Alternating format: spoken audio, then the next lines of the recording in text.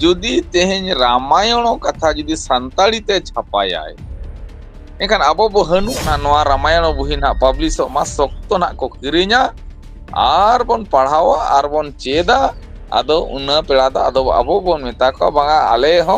हनु दो अतु बाहर रे बनाव आले पे केते को बनाव बड़ा को ता नोडे उड़ीसा रे हुइलेना जाहेर गाड़ रे राम लखन सीता को बनाव जोहर एसएनबी लाइव रे सनम को सागुन दाराम इन देवाशीष तेहन ने घाड़ी मिट पोस्टर दमे जास्ती भाइरल काना चर्चा राकाब काना जहां दो रामायण जहां हिंदू को मिट धर्म ग्रंथ को मेता काना ओना रामायण नित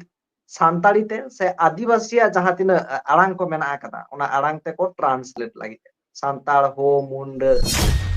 हो नंगना जहां आदिवासी आड़ांग को मेना कादा ओना ते को ट्रांसलेट एनखान तेहन बोन कथा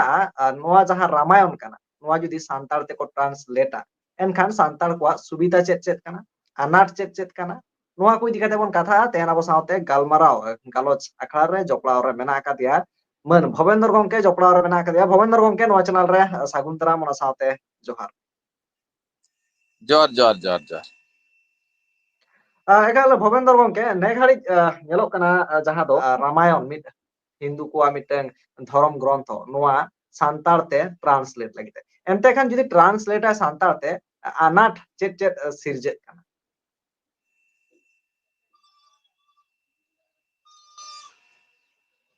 तेहें नोआ एसएनबी लाइव रे अड़ी दिन तायम सेटर हुई कना आर ओनाते अलिंग बिन नेता हकालिña ओनाते अड़ी जोर लिंग सरहाव बिना जाओ तेहें अड़ी दिन तायम अलिña कथा दिसम हड़ को आंजोमा किछि हड़ को रस्का किछि हड़ ना को रुहित लिña ना उनका अड़ी गान तेहें बारिया ᱧᱟᱢᱚᱜᱼᱟ नोआ सोशल मीडिया रे दो सरहाव हो ᱧᱟᱢᱚᱜᱼᱟ अड़ी हड़ को सरहाव बना आर अड़ी हड़ के को रुहिदा अदो जाओ ना तेहें चेत को ᱧᱟᱢᱚᱜᱼᱟ ओना दो ना नेल तायम गे ना बड़ायोआ तबे जाओ जहां तिना कुकली चितान रे ना लांग गपाल मरावा आर नोआ तेहें मिटांग जहां ओना जहां बिन देखाव किया आजा जहां फोटो बिन देखाव किया ओना रे दो ना गवर्नमेंट लोगो हो मेना गया आर ओना साउते बंगाली वेस्ट बेंगल गवर्नमेंट छापाई लगी ना जहां उनका ते मोने तुरी गोटा जहां लैंग्वेज तेना छापाया आदो नोआ यदि सरकार नुना चेहरा अबोय गड़ो आबोन कना नोआ लगित दो जाहो सरकार हो मिटांग चेत को मेना अड़ी जोर गड़ो आबोन का गे आइकवा तबे नोआ ना लाभ आर गाचा बोन पढ़ावा बोन एक्चुअली बोन गाचा चे तेबेन आबो बोन लाभा ओना ना कथा बोन चर्चाया नोडे दना भूमिज कुरु टोटो मुंडारी आर सान्ताली कोरा नोआ ना तेहें आबो जहां तीना लैंग्वेज चितान रे आज ए चर्चाया ओना भिती खन मिटांग गे ना लैंग्वेज मेना ओना दो हुयुक काना सान्ताली जहां चे शिड्यूल लैंग्वेज काना नोआ दो उनका चे आबो बाबोन मेन दाड़िया नोआ दो चेत को मेना मासे नोआ नुकु जहां ना भूमिज को मुंडारी को कोरा को कुरुक को नुकु जहां लेका लैंग्वेज कना को उनको खन दो ना नोआ जहां आबोआ लैंग्वेज दो बिल्कुल डिफरेंट गया चिकाते आबोआ दो खोदा चिन्हौ लैंग्वेज कना आर खोदा चिन्हौ जगह रे मेना जहां चिको मेनतागा कना शिड्यूल अकान जिनिस कना ना नोआ दो आदो नोआ शिड्यूल अकान जिनिस चितान रे आजा कना ना नोआ को दो तेहें आड़ांग दो आबोआ कना किंतु आज ना नोआ ना दो आज जहां लेका एटागा लैंग्वेज को जहां तीना मेना रेस्ट ऑफ 22 ना जहां मेना आबोआ खोना आर उनकुआ जहां लेका छापा रना ताय आजा मेना मिटांग व्यवस्था मेना उनका लेका गे आबोआ लैंग्वेज ते हो आज चित चित छापाया ओना दो आजा व्यवस्था कना अदो आजा व्यवस्था चितान रे दो क्वेश्चन दो अबो दो अगुई रे दो बनु ओनी चिकाते सरकार चेत ए छापाया चेत बाय छापाया ओना कथा दो ना आजे बड़ाया तबे नोडे ना कथा दो अबो दो ओना कथा दो बांग काना अबोआ कथा दो ना नोआ काना जुदी तेहें रामायण कथा जुदी सान्ताड़ी ते छापाया एखान अबो बो हनुआ चे बन लाभा नोआ जहां रामायण कथा कना तेहें ओकोया कल्चर कथा ओंडे जहां रामायण रे ओला कना तेज अब आदिवासी को कल्चर कथा ओला कना चे बाहरे दिसम को कल्चर कथा ओला कना चे अब लाभ कथा ओला कना चे अब गचा कथा ओला कना नुआ को जिनिसटा के ना तेज बन चर्चा रखा जो हड़ते ना बन गपड़वा तेज जहाँ तीना के को आंजम उनको आको ओपिनियन को एमा और अब तेज नोडेना जहाँ तीना अब बन विचार दाड़िया कना सरकार जहाँ स्टेप इदिया का बेस आकाय बड़िज आकाय नो चितान रे अब किछि गान ना बन कथा तो कथाटा ना नोडे नोका कना अब नोआ जहाँ बुही ना छापाएगा नोआ बुही रे अब चेत बन लावा प्रथम कथा नोआ अब चर्चा हुई आबोना नोआ भारत रे माने नागाम रे नुकु जहाँ बुही को छापाए हर को ओकय कना और नुई भारत सरकार छापाए जिनिस चेत कना ते नुई जहाँ भारत सरकार छापाए जतो नोआ लैंग्वेज बेसिस तेना जहाँ ना मेनेआ तीना गान चोंग लोकल लैंग्वेज चितान ते हो किछि गान छापा सनाय कना और किछि गान शेड्यूल लैंग्वेज चितान ते होना नुई दो छापा सनाय कना क्या नोका ना जहाँ छापा भितरी रे तीना गान चोंग नोआ लेकाना जहाँ लेका नोआ मांग रे छापा हाकना बाइबल को छापा हाकना और ओना साउते चित बुही को छापा हाकना और किंतु नोआ चितान रे आजे छापाएआ जे रामायण होय चर्चा जहाँ लेका बाइबल को छापा कते मांग दो को छापा किया अब नोआ चेत मेना आको गे ना रोमान ते को छापा किया रोमान ते किछि छापा कते आको को बडाय चोकेट को चेत लेकान जिनिस कना तीन रस्का जिनिस कना ओना को बडाय चोकेट को ओना तम हिंदी ते को छापा किया ओना तेना नितो ऑल चिकी बाको दुलड़ा कना मेनते बखान ऑल चिकी ते हुनंग को छापाय गया तो ऑल चिकी ते जुदी आको को छापाय एनखा रोमान ते जहाँ को छापा का ओना तको सलामाडे जमे ओनाते ऑल चिकी तो को विरोध ते रोमान ते को छापा किया बाइबल अडी लेकाना कथा को चल छापा किया और ओना करे खोना चेत कते आरो भारत सरकार चेत चिका के साला इन परी सांताड़ ते इना रामायण चर्चाया अदो चर्चा दो ठीक गया चेत हो बांग कना अबोआ कथा आकोआ कथा अबो बन चेदा अबोआ कथा हुनंग आको को चेदा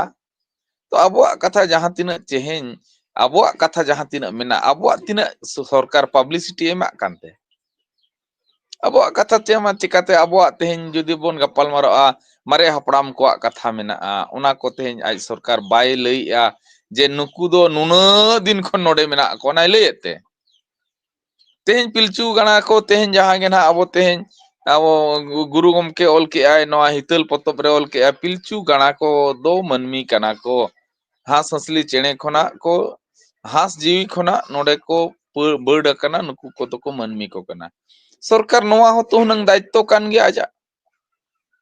बेंगल गवर्नमेंट हुनंग जहाँ लेका नोआ छापा लगे ठिकई गो आका ऑल चिकीते छापाई लगे सानताड़ी ते तेहेन छापाई लगे जहाँ लेका ठिकई गो आका हितल रना कथा होर सेरेंज को रना कथा कि बांग बिदु चंदन को कथा कि बांग दाड़े के दोहन खेरवाड़ बीर रना कथा सांताड़ हुल रना कथा कम से कम आज हो तो हुनंग बंगाली ते छापा काते हुनंग सांताड़ को कथा ऑफिशियली लई आय जे सांताड़ को दो सरी गे नोआ दिसोम रे अडी मारंग मारंग बीर को ताहे कना मेनखान उनका दो बाय चिकाला चिदा बाय चिकाला बांग चिका रे कारण दो हुयु कना अब तो जहाँ लेका बन उयहर का अब तो नुआ उयहर भितरी रे गे दो बनाय और आज जहाँ उयहर का अब चितान ना पुटापा तबे तो आजा संख्या ढेरवा तबे तो आजा जिनिसटा आज नोडे आज जहाँ लेका उयहर उनका चलू को हर नौका लेका उयहर का तबे जहाँ भी हो सरकार जहाँ लेका उयहर का ना आजा जगह रे आज ठीक गया तो प्रथम कथा हुयु कना नोआ जिनिसटा जहाँ आज छापा किया नोआ दिसम रिन होड़ा कथा लई आबोन कना चे बाहरे दिसम होड़ा कथा लई आको कना नाउटा क्वेश्चन चिन्ह कना चिकाते जुदी इतिहास बोन चला नोआ दिसम दो जहाँ गणवाना जहाँ कथा और भारत रे जजमेंट कथा भारत दो आदिवासी को मालिक कना मालिक ओड़ा रे आज हेज कते आजा कथा आमे चेत आम कना उनखा ओडी लाजा पड़ा कथा कना और अब अडी बो रस्क कना चिकाते मिटटांग हर गीतांजलि ट्रांसलेट अकाय गोटा गे भाषण अचुरा इन आमी अनेक करेछि आमाके चेत प्राइज मान नाम अकाय आपे चेत प्राइज चो नामका आमाके दिल्ली थेकेले आमाके प्राइज मिले छे मेनाय बारंबार गे या सरमो में आमा कथा लई लेखन बाय गान को एटा होड़ा ट्रांसलेट करते आमा जतिरिन होड़ेम चेत आको कना आमा इडिन चो कते एटा होड़ाम चेत आको कना आदो मेना आमी अनेक बड़ो करेछि मेने तो नोंका गे तिना गान होड़ चो एटा होड़ा उस्कव तको उस्कव को जति रना धर्म रना लक्चर रना कथा दो आको के को लापाल उंडया आर को मेना अनेक करेछि तो ओना लेकान कथा के नोडे होना तेहेन अबो गवर्नमेंट होना करेछि रेगे गुआ काट बनाय जहां लेका किछि गान होड़ माने नोडे नोका हो बुही नेला कना मिटन राइटर ओला का उन्हें एकेडमी प्राइज नाम का हणु खन को होड़ा कना उनका हो मेनाया मिटन मेनाया उड़ीसा खन गे मेनाया मिटन हणु खन को होड़ा कना साला प्राइज को मिल पड़ा दिया अरे भाई एनखान दामा फिलचू ना जहां तम नागाम मेना इतिहास मेना ओना की एड़े गया तबे मिछे गया ओना दो जहां अमरिन भापड़ाम को लय गुआ का ओना की मिछे गया अतो उनका गे जहां उपसंस्कृति पसनावा आको कल्चर आमेम पसनावा एनखान प्राइज को एमामा एनखान नोडे ना जहां ट्रांसलेट आय रामायण उनी होना चेत प्राइज को तो ना को एमाया ओना रे चेत डाउट की बनुनी तो छापाय माको विरोध दो बाबन विरोधिया आर को छापाय मा पसनाव माको ओना रे विरोध दो बनुनी अब दो किंतु लाबाबन चेत ओना हुयु कना अब कथा दो चेत बन लाबा तीन रामायण चेत कते अब चेत बन न्यामा नोआ मा काल्पनिक कना रामायण दो मिटन काल्पनिक जिनिस कना आरहो पुणी विदेशी ना कल्चर कना नोआ मा चेलेका दे विदेशी लिंग कल्चर लिंग मेतागा नोआ जहां दिसोम रे जहां नुकु आर्यो को कथा हम आर्यो को कथा रे hedge अकना kan arjo ko irnig gen ha bhagwan ko tako chili ko tako unku mana ram ko chili ko tako unku ma akorin kana ko arjorin debabu mane bonga ko kana akorin hapram ko kana ko kan noa disum ma arjo ko ma bahre khon ko soro akana bahre khon judi ako node ko soro hej akana node ko tapu akana enkhan do chit chika kana je akwa culture abo ko sena habun lagi आको culture जुदी आबो ठेन को सेणाया एनखान दो आबोआ सांस्कृतिक पछे रपुदुआ जहां है translate बाबू ना जहां ट्रांसलेशन आए पछे आबोआ सांस्कृतिक जहां मेना आतबन आबोआ संस्कृति हिड़िन ओचो खातिर आको पछे को व्यवहार कना चिकाते नोडे मा आर मिटांग कथा ना प्रमाण ओडको कना नोआ दिसम रे दम लाहा खन गे आदिवासी को ताहे कना मेनते ना तेज राम ना जहां कैरेक्टर को मेताय कना उनी राम ने नुतुमानी कैरेक्टर दो तेज सबरी बुढ़ी ठेन कोना ऐठै जम ले ताहे कना ऐठा डिढौड़ी जम ले आको गे को लाका आको बुझरे एनखान नोडे दो ऑलरेडी मणांग खन आदिवासी को एग्जिस्टेड ताहे कना बिफोर रामायण आको को एग्जिस्टेड ताहे एनखान जुदी आको को एग्जिस्टेड ताहे कना नोडे आदिवासी को एनखान नुकुआ इतिहास मा आको को लेया 3500 वर्ष चिकाते आको गे को इतिहास रे को लाका दो भाई नुकु अर्जो को दो नोडे दो 3,500-4,000 वर्ष हारा हारी नोडे को नेला कना आर नितो नोआ ग्रुप होय लेया आर आबोरिन तिना गान इतिहासकार हो को लेया जे नोडे दो नुकु दो नोआ निना धरा खना अर्जो को दो नोडे को hedge आकना kan arjo kui jaha ko hij akan hor unkui gin harama karama boyos tina ya 3-4 वर्षों एडी जस्ती रे इदे हेज तरा को बनाव काट खान इनका नोआ को दो मिटन काल्पनिक ड्रामा kana इनका नोआ ड्रामा अब चितान रहा को इम्प्लीमेंट लगित को चेष्टा चिकाते हिंदी ते जहां तिना को चिदात को बंगाली को चिदात को आरो हना पास्टा साउथ इंडिया रे पेरियार होय चिदात को अकाल कान हor kana को पेरियार रामायण बन आजम आकाद गया इनखान आरहो नितो ना अब नुकु आको रामायण नॉर्थ इंडिया ना रामायण बंगाली रामायण ना नो द आरहो ना सांताल ते ट्रांसलेट करते सांताल परी को जम को तो ओनाते अब जहां नोआ कथा मेनो कना नोआ कथा मेन रे उद्देश्य दो नोआ कना जे जहां तीन अबोरिन होड़ मेना आकार बना पछे नोआ जहां बन पढ़ावा नोआ पछे जहां बन नेला नोआ रे अबो बाबो गाचा तो आमा हित कथा पछिम हिड़िया पाचे हिड़िंग अचोमे लगित के पाचे नवा कथा आम चितान रे एक्सपेरिमेंट आय के नोकाना कथा ता माने अब थे जतो हर चेदो ते हुई आबोना जतो हर बन बिसड़ी बिस्चरा नवा जिनिसटा तेहेन जहां लेका मिटांग चलावेन किछि दिन लहारे दिन कलम लेका आने स्टेज रे बाहा को सेरेंज किया ओका लेका को सेरेंज किया मासे बंगाली आधा और बाहा सेरेंज रे राहा आधा लगाओ के को दमे को टाका किया इनखान पाछे नवा दिसों रे दो आरो नवा व्यवहार करते आरो टाका लगित को व्यवहार या kan किछि गान रामायण नेल कते सख्तो तीन गान दिन चो नवा करे नवा रामायण नेल कते नोका को प्रभावित ना होड़ जे अतु बाहर रे जतो हणु मुद्री को बनाव ले पढ़ा को हणु को तिंगु चोकाट दिया नोंका हुयु कना इनका नोआ जहां जिनिस को अब नवा चितान रे हुयु कना नवा जिनिस को चितान रे अब जतो होड़ विचार हो दरकार कान गया विचार आबन जे नवा जिनिसटा एक्सेप्टेबल आछे अब सोसाइटी लगित बाय एक्सेप्टेबल चिकाते नुकुमा हेज चाल होड़ कना को जतो होड़ के आको गे को प्रमाण कना अब लाहा खन नोडे मेना बोना ओना हो आको को प्रमाण का हेज अकना को आको को प्रमाण का एखान आको जदि नवा कथा आको को मेनया सत जुग द्वापर जुग तत्या जुग चेत जुग को लैया एनखान नोडे म आदिवासी को दिसम कना नुकु दो जुग मेनखान चेत को बड़ा नुकु दो चांदोय रकाबा चांदोय हेसुरुआ चांदोय कुनामिया चांदोय मुलुगोआ चांदोय मुलु एनखान चांदोय बदल बंगाय बदलवा बंगाय बदल लेनखान गे और जतो ताको व्यवस्था बदलवा उनकान जाति कना को नुकु को तो नुकाना रे जुदी ओंडे आज जुदी चेत आया ओंडे चेत को चेत आया जतो चांदो लेखा होय चेत आया आज नोडे चेत आया जे राम ओका लेकाय जोमला चेत लेकाय ताहे कना चेत लेकाय चलाव लेना चेत लेका सांस्कृतिक ओनाय चेत आया पछे ओना जुदी चेत आया पछे आमा जहां संस्कृति मेना नोआ आमा संस्कृति नुकु विदेशिया संस्कृति ते तद बाय मल्लोटमो आतो के नुकाना कथा बो जतो बन बिचारा इन्या कथा ते दो आलो पे चला जतो के बिचार दरकार कना आर तीन गान जाहो अनेक मना आरो बेंगल रे मा पे मा अडी केटेज केटेज ऑर्गेनाइजेशन को मेना दो फाइटर ग्रुप को मेना को दो सरी धरम फाइटर मेना को बा फाइट दो को फाइट आचे बांगा आरो मेना को अडी गान मेना को ओनाते नुकु को हली सजेस्ट लिन को मा हिजु कना फाइट खान फाइट गत पे और बाकान सरना धरम होड़ गे पे फाइट को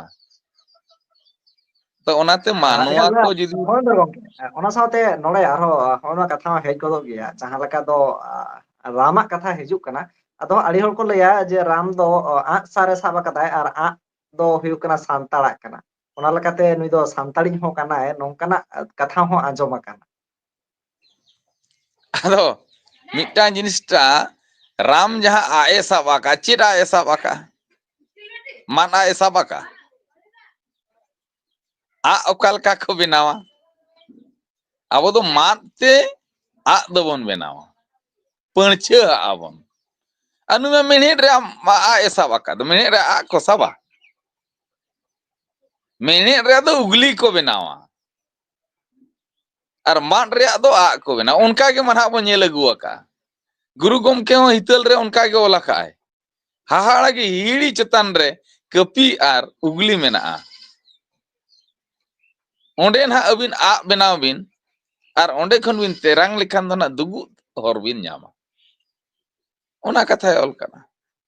अदो ओना लेका हिसाब ते एनखान अब नोडे चेत बन न्याला से नुई जहां राम तको नुई मा मात मा बाय गो आका दो उका रे हो नुई चेत आए गो आका मेनेन आचे मेनेन रे आदला सकुन तुño चोय कना तुñ बिडौ माय अदो कोर्पोना रे दो जतो आगे गानोआ काल्पनिक खानदम जतो आगे गानोआ तापरे आर मिटांग कथा रामायण रे मिटांग कथा चिंता बिडौ मा हणु माने ये बुरुई तुल किया ओना की संभव जिनिस कना हणु सिन चांदोय जम किदिया ओना की संभव जिनिस कना के नो कना जहां जन काल्पनिक जिनिस ना अब को चेत आबन लगे जहां लेका आको कल्पना कते को चेत किया अब ओना कल्पना जिनिस अब को चेत आबोना और चेत लेखान ना बन सख्ता मो चेदा ताम दो मेना जय श्री राम चिकाते नितो हो किछि किछि कान हर दो को जय श्री राम चेत बना चे का नोआ को तो बिल्कुल अबवा जहां सांताल कल्चर नष्ट लेकिन मिमिटा षड्यंत्र कना ओना छाड़ा दो चेद हों बांग कना विरोध दो बाबन विरोधिया आम सरकार चेदम छापाय में टाका तम मेना पब्लिशर मेनाया आम छापाय में किंतु जहां हड़ को ना बन नेला नोआ ना बन चेदा और नोआ ना बन आंजोमा अब नोआ बुही पढ़ाव करते तीना बन लाभा चे बन गाचा अब गे स्टाडिया अब तेज सरकार चिरे छापा चो नोए अरे भाई जहां लोते पब्लिश करते छापा का बाय अखरिनो आज के बंद है आदो हाने को मेना आमी अनेक भालो इनखान दबन गंडगोल ना चिकाते गोटा आमगेम लई चुरा एनखान माम गान के आछे तो ओनाल का हिसाब ते नुई ना जहां ओलाय ना जहां होड़ ना ट्रांसलेटा उनी दना को प्राइज को के एमाया उनी दा चिकाते जहां होड़ा दिकुआ ट्रांसलेट दाड़िया उनी दो प्राइज को एमा को तो ओनाल का हिसाब ते तेज नोआ जहां रामायण लेकाना जहां काल्पनिक जिनिस कना नोआ काल्पनिक जिनिस चितान रे अबो ड्रामा चितान रे चेदो दो रस्के के बुझेवा किंतु नुकु नोआ को चेद को चिका का चे नोका आको धर्म सला को तुलुज अका आको धर्म सला को तुलुज अका जहां चे धर्म गे बांग कना आको गे को ललई कना आको सुप्रीम कोर्ट गे लई आ हिंदू तो मिटान धर्म दो बांग कना किंतु एनते रहो नोआ कथा ना हिंदू धर्म लेकाते आको को चलुइया का हिंदू धर्म लेकाते आको को चलु लेखान आबोरेन हर सख्त को हुड़गोआ सख्त को हुड़ लेनखान आबोरेन हर दो ओना सेट को चला लगन अब मेटा होड़ा तबन चला आछे